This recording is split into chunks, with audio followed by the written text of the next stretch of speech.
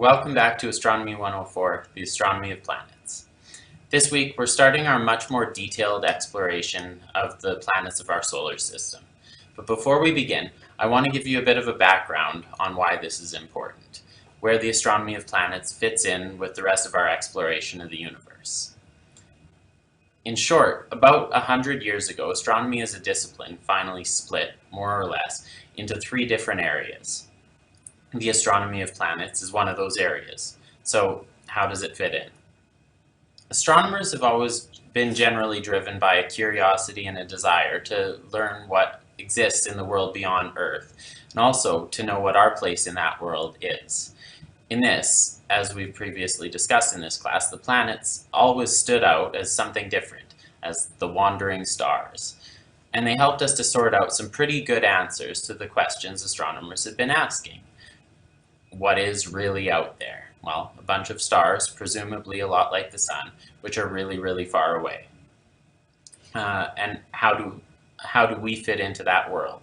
Well, the Earth is a planet, presumably similar to other wandering stars that orbit our sun in our really small region of a really big world. All of a sudden there was so much we didn't know about the universe, so much to be discovered. We knew from the lack of any measured parallax that the stars have got to be really far away, but for a long time there was no way of knowing how far they were. All of a sudden, after the discovery of the telescope, a whole lot of strange nebulous objects started to pop into view. The most famous early list, with more than 100 of the brightest objects, was compiled by the French astronomer Charles Messier in 1771. But no one had any idea what those nebulae were. And in fact, Messier's purpose behind pulling together this list was to give comet hunters a checklist of things that look like comets so that they could avoid them. A few years later, William Herschel constructed a telescope large enough to reveal that many of Messier's nebulae were actually clusters of thousands of stars.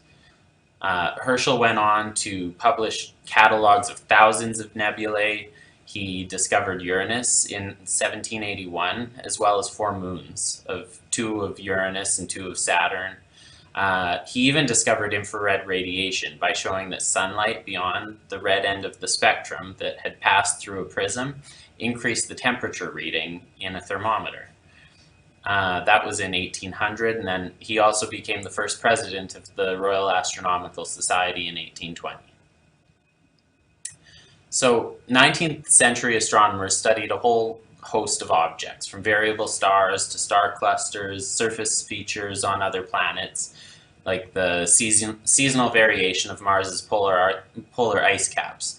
That's something that Herschel also discovered. Clearly, a lot was happening, but still this catalog of distant objects that was being created by using more and more powerful telescopes that were being built all the time, it still remained a two-dimensional map. That was until 1838, when Friedrich Bessel made the first accurate estimate of a star's distance through measurements of its parallax. Soon after that, parallax measurements of stars other than Bessel's 61 Cygni were made, and in less than 100 years, everything we knew about the universe had changed. The discovery of the electromagnetic spectrum and the natures of spectral lines and blackbody radiation meant that things like chemical compositions and temperatures and radial velocities could be accurately measured. In 1913, Besto-Slipher discovered that this large nebula in Andromeda, known as Messier object number 31, or M31 for short, was moving towards us at 300 kilometers a second. Over the next 10 years, he measured the radial velocities of like 40 nebulae, and he found that all of them, except for a couple, like M31 and 1 or 2 others, are actually moving away from us, some with velocities over 1,000 kilometers a second. In the 1920s, Edwin Hubble discovered variable stars in M31, which are known as Cepheid variables, and these were previously known to have a relationship between their luminosity and their period of variation. So by measuring their period of variation, he could determine how much light they were actually giving off. And with that measurement, combined with measurements of how bright the stars appeared to be, Hubble could determine the distance to M31. He found that it was another galaxy so far away that even though it appears as just a small nebulous blob haze to us in our sky, it actually contains more stars than could be seen by using the most powerful telescopes. Within a few years, he had used the same technique to determine the distances to a whole bunch of other galaxies whose velocities had been measured by people like Slipher, and he found that the further away a galaxy is, the faster it's receding. Hubble's discovery was taken to imply that space itself is actually expanding, because if space actually is expanding, we would see the velocities of galaxies increase with distance, just as he'd observed. This was really the birth of physical cosmology, the branch of astronomy that studies the large-scale structure and evolution of the universe and the galaxies in it, which eventually produced the Big Bang Theory as our best current explanation for a whole host of other astronomical phenomena. Remember, I started this video by saying that about 100 years ago, astronomy split roughly into three areas. Well, cosmology is one of them, and so is the scientific exploration of the planets. The third area is stellar astronomy, the study of pretty much every source of light in the universe. In the last module, you were given a very brief sketch of how stars generate energy by fusing atoms in their cores. Without stars, it turns out there would be nothing but hydrogen and helium in our universe, as cosmology confirms. But also, knowing how stars work, how they are born, how they fuse all the elements together at different stages of their evolution, how the way they do that depends on how much fuel or mass they start out with, and especially how the later stages of evolution go. The giant stage, the times they're unstable and they oscillate in size and luminosity, like the stars that Hubble observed, and their ultraluminous explosions. So all these things have implications for things like cosmological distance measurements that we can make, where the elements that exist in our solar system originated, or how long we can expect the sun to continue producing energy.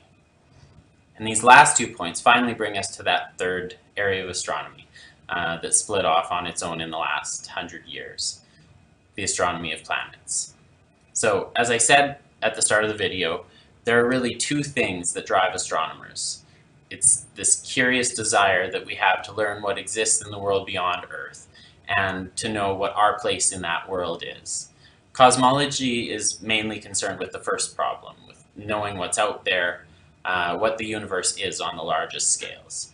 Stellar astrophysics really addresses both, sort of tying things together because of its implications for both scales, like the fact that the sun is right now only about halfway through its main hydrogen burning phase, and it'll live for another 5 billion years. The astronomy of planets is really primarily concerned with that second side of things, with what makes our planet uniquely suited to support an abundance of life, or whether we could manage to survive someplace else, and whether or not other forms of life have already emerged and managed to survive elsewhere in our solar system.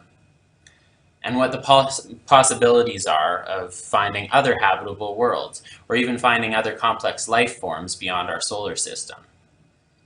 Answers to these problems critically depend on what we are able to learn about our solar system, the one place we know of in the universe where life did emerge and has been able to thrive. And so we study the other planets too, as we try piecing together how they all formed and evolved. Again, pretty much everything we know about the planets has been learned in the past 100 years, since we've developed techniques such as radar and spectroscopy to utilize different forms of electromagnetic radiation, and since we started sending out spacecraft in order to observe the rest of the solar system up close. The Moon and Mercury, which you'll be studying in this module, are two of the least complex objects in our solar system. Basically, they're just barren, cratered rocks. But what you're going to find is, as you work through the material, is that so much of what we thought we knew about even the Moon and Mercury, prior to the space age was actually false. I think this fact actually gives a pretty good indication of how much there still is to learn about the planets, how much we still don't know, and you'll see this repeated throughout the rest of the course. Throughout your own lifetime, you're likely to hear about a whole lot of discoveries that are going to reshape our understanding. Today, as I'm shooting this video, physicists have just announced the first detection of gravitational waves, ripples in space predicted by Einstein 100 years ago. This is as big as Herschel's discovery that there's more to light than just the colors in the rainbow, as we can now see even more details of the universe that have been invisible to us up until now. And every new method we come up with to detect astronomical events, every new probe we send out into space, we're learning something new about the universe. Astronomy, the oldest science there is in many ways still in its youth. Each time we learn something new, it either confirms things we previously only guessed at, or it leads us to revise how we describe the universe. But as you already know, that's just the nature of doing science. And as long as we remain curious about the universe, and we want to know what really is out there and what our place is in it, science is the best method we've managed to come up with for sorting that out.